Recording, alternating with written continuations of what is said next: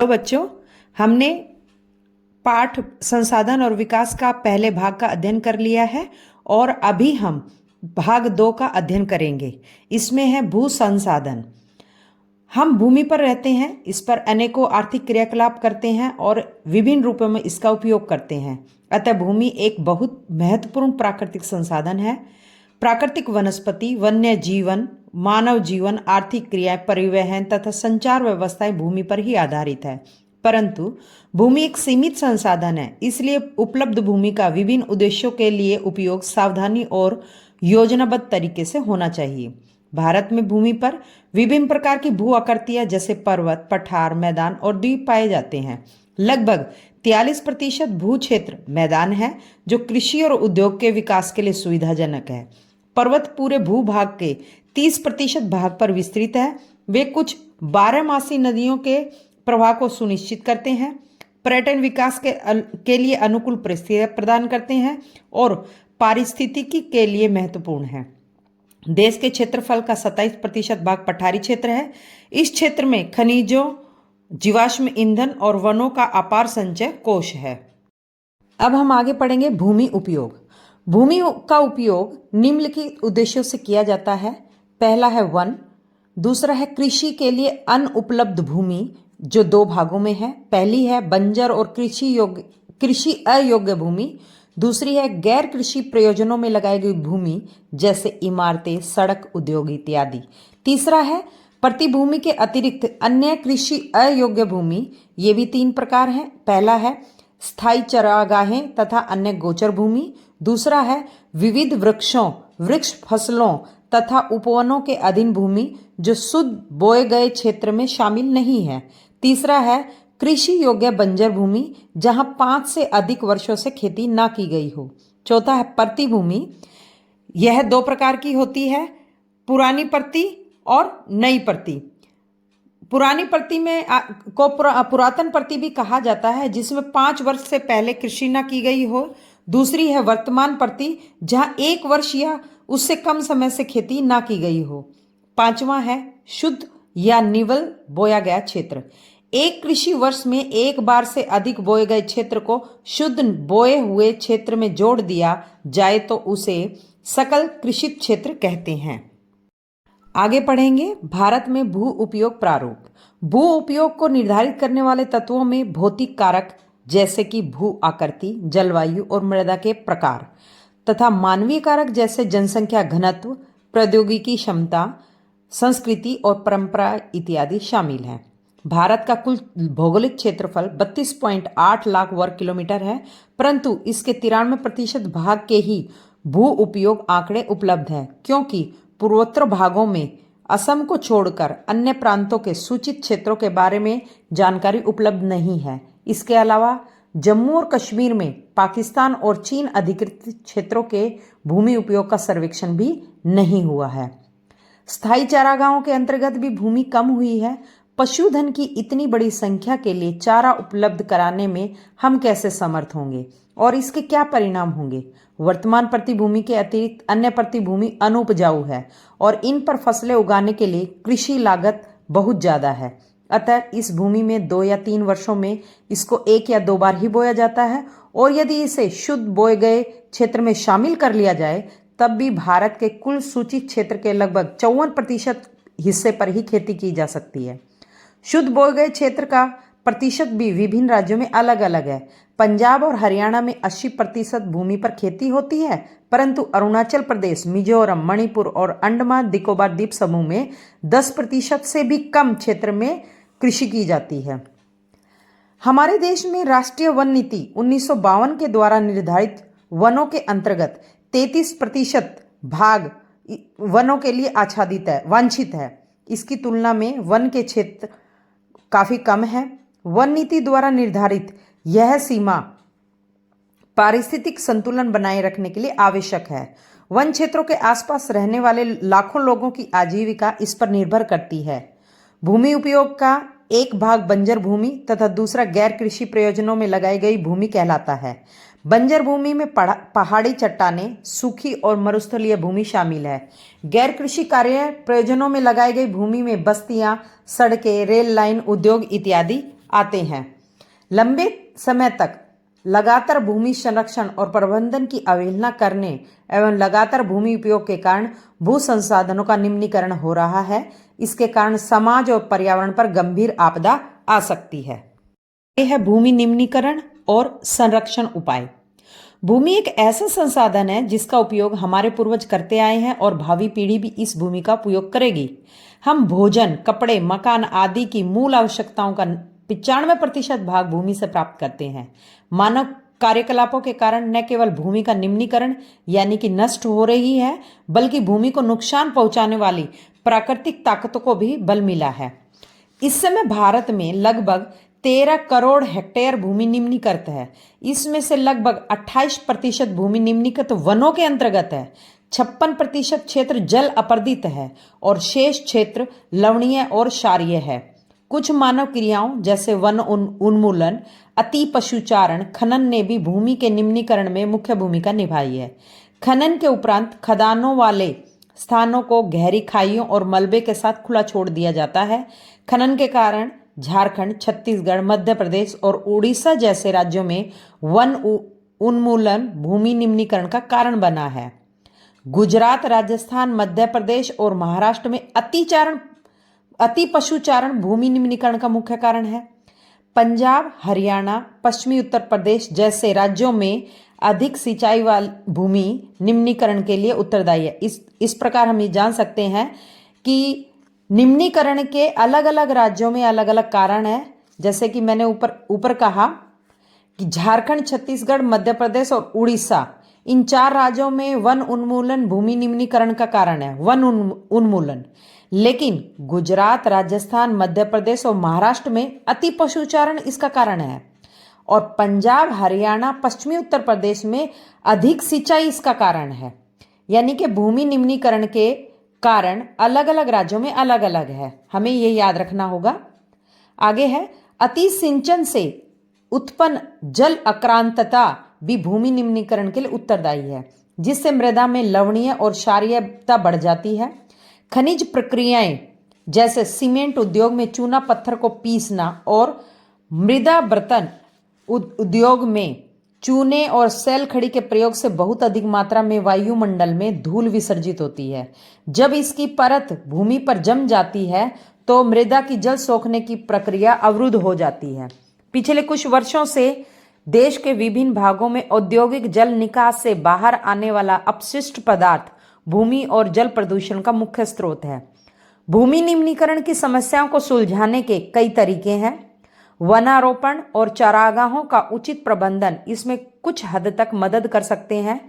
पेड़ों की श्रृंखला, पशुचारण नियंत्रण, रेतीले टीलों को कांटेदार झाड़ियां लगाकर स्थिर बनाने की प्रक्रिया से भी भूमि कटाव की रोकथाम शुष्क क्षेत्रों में की जा सकती है। बंजर भूमि के उचित प्रबंधन, खनन नियंत्रण और औद्योगिक जल को परिष्करण के पश्चात विसर्जित करके जल और भूमि प्रदूषण को कम किया जा सकता है। आते हैं हम मृदा संसाधन पर। मिट्टी और मृदा सबसे महत्वपूर्ण नवीकरण योग्य प्राकृतिक संसाधन है।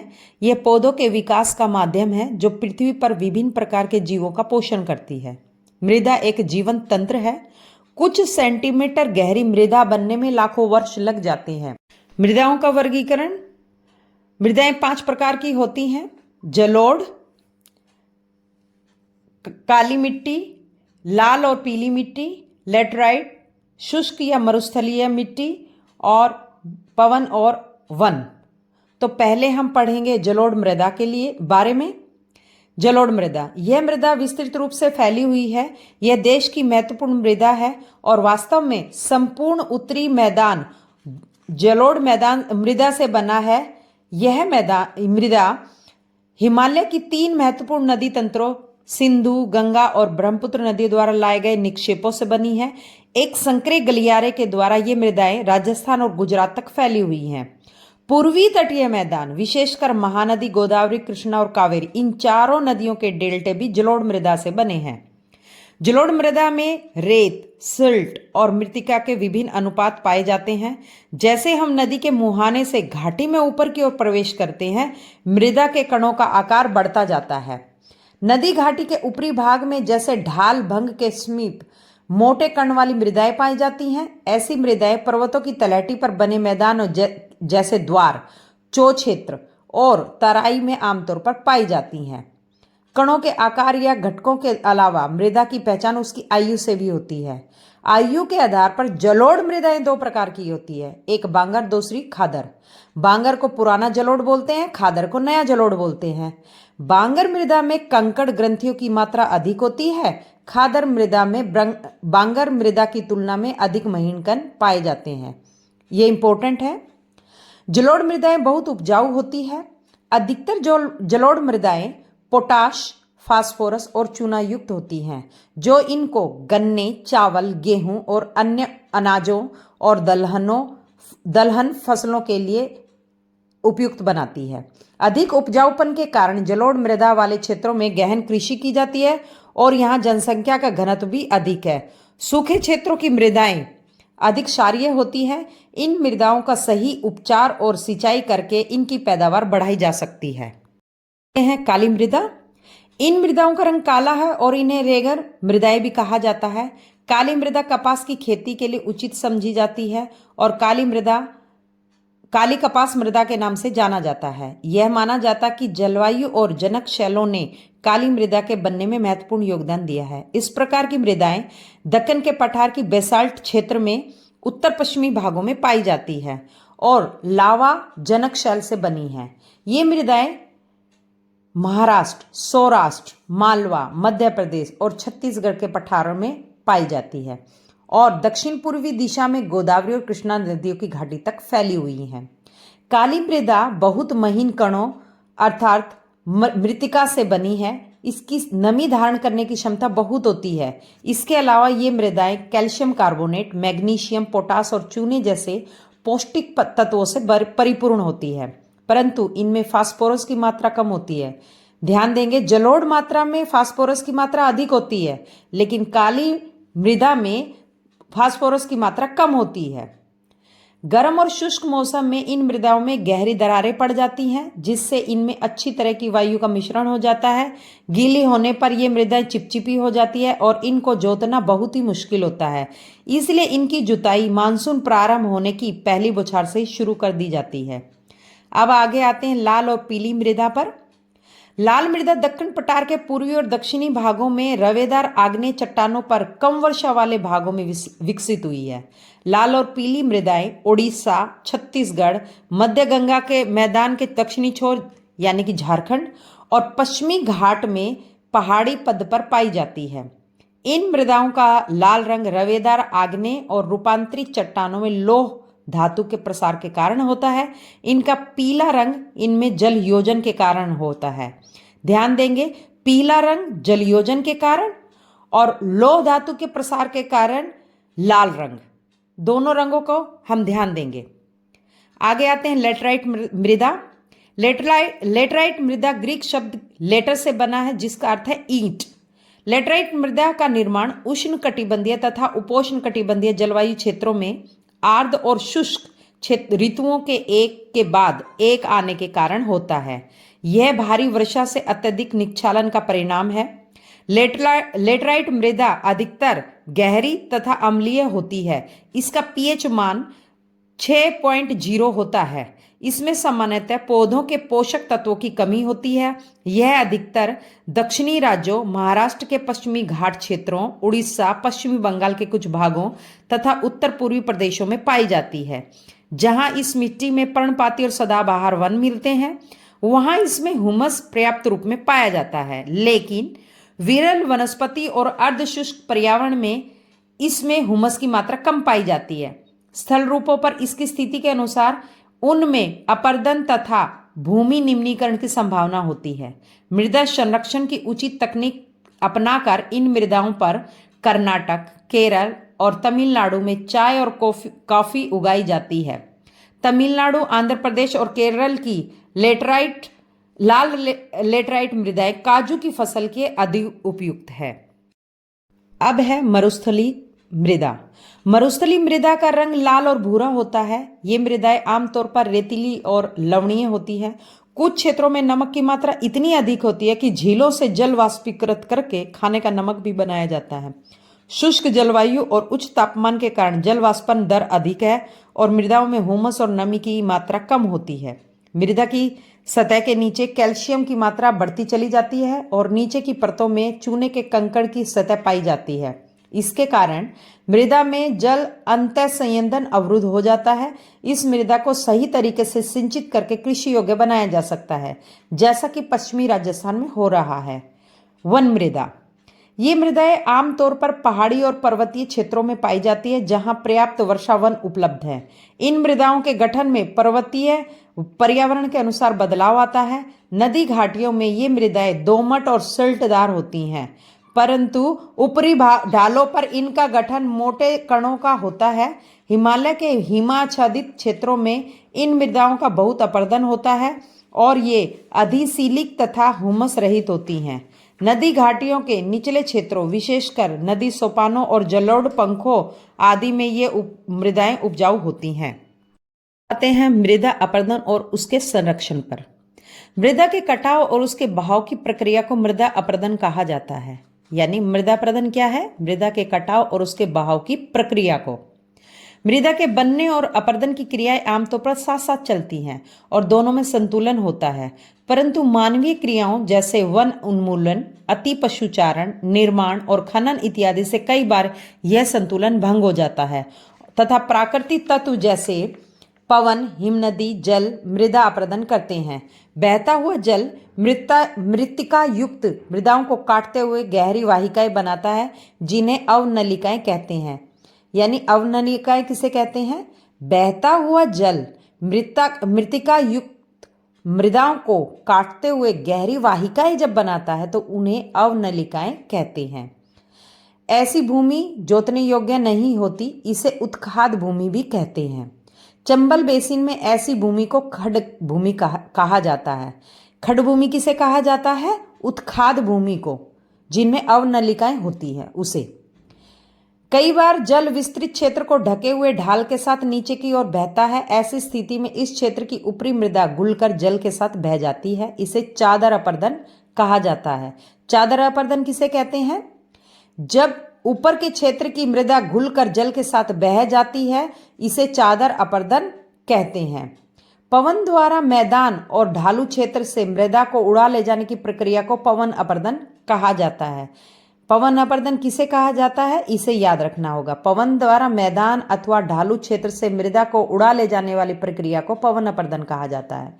कृषि के गलत तरीकों से मृदा का अपरदन होता है। गलत ढंग से हल चलाने, जैसे ढाल पर ऊपर से नीचे की ओर हल चलाने से वाहिकाएं बन जाती हैं। इसके अंदर बहता हुआ पानी आसानी से मृदा का कटाव करता है। ढाल वाली भूमि पर यानी कि पर्वतों पर समोच्च रेखाओं के समांतर हल चलाने से ढाल के साथ जल के बहाव की गति घटती जाती है। इसे समोच्च जुताई कहा जाता है। ढाल वाली भूमि पर सोपान बनाए जा सकते हैं। सोपान मतलब सीढ़ी। सोपान कृषि अपरदन को नियंत्रित करती है। पश्चिमी और मध्य हिमालय में सोपान अथवा सीढ़ीदार कृषि काफी विकसित है। सीढ़ीदार कृषि कहाँ विकसित है? हिमालय क्षेत्रों में। बड़े खेतों को पट्टियों में बांटा जाता है। फसलों के बीच में घास की पट्टियां उगाई जाती है। घास की इन पट्टियों के खेतों को कहाँ उगाया जाता है? मध्य हिमालय में।